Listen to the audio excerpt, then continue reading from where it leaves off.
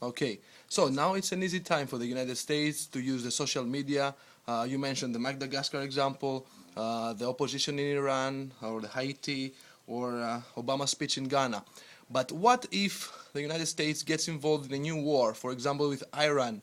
Are you ready to handle the backlash of this openness, or a massive global reaction through Twitter and Facebook? Well, I think that first of all, the assumption that there is a war coming is one that is speculative and is not really It's on the going to papers. be. It's on the papers It's all over the world. Yeah, It's not my opinion. No, I think it's maybe a misreading of the opinion that we're on our way to war with Iran. But the long and the short of it, your question is, are we willing to deal with openness throughout the new digital media that in no way any government has any control over, that stories can proliferate, that stories can perpetuate, and if you truly believe in freedom of the media, freedom of information, you are going to have stories that are against you. the government. Precisely. That's what I'm I asking. don't understand the difference between that and most Greek papers that are very anti-U.S. Right now. We deal with anti-U.S. sentiment all the time and every single day. I don't think there's a difference in the message between the medium on this. The problem, or one problem, with the new media, with the internet and with social media is, what is the provenance of the information? When you go to state.gov, you know that the information that's up there has been cleared or is approved by the U.S. government. It is an official statement. It has provenance.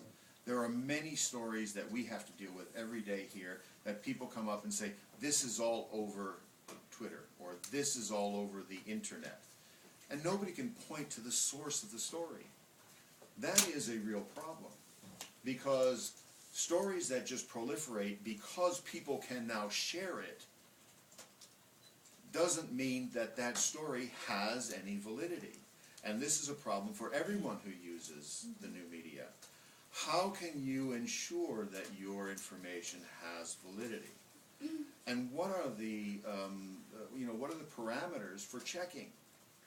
We know that a newspaper has to have 2 confirmed sources before they go with a fact. That is standard journalistic practice. Most people, many people using the new media follow the same guidelines. There are standard journalistic practices that are used throughout the world to say the information has validity. There are ways to attribute information both to on the record and background sources. There are different ways you cross-reference. Many of the stories that appear on the internet don't use those standards, and that is a problem. So it's not that the information is critical of the U.S. It is, where does this information come from, and how does it hold up when you actually look at the facts on the ground? And it's very often difficult to disprove a completely false and negative story. Very, very difficult to disprove it. What I was asking though was, what about reaction from people, not from newspapers or blogs? People saying stop the war or don't do it, like they did with Iraq. Well, the answer to that is U.S. will set forth its policies through our political process in the service of our national interest, just like every other nation in the world does. And we will communicate those decisions to foreign publics and foreign governments and explain as best we can why we take particular decisions. And we will get the reaction back on those decisions. Very often, we have interaction with friends and allies across the globe that help shape our policies here, just as friends and allies come to the United States and look to us for a discussion or debate on particular issues. But if you have a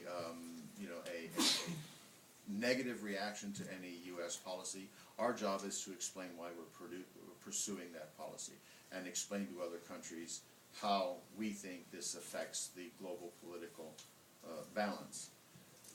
Not everyone is going to agree with us all the time. We accept that. Thank you. And there's a sense where social media, so I'm commenting on that story, Yeah, please.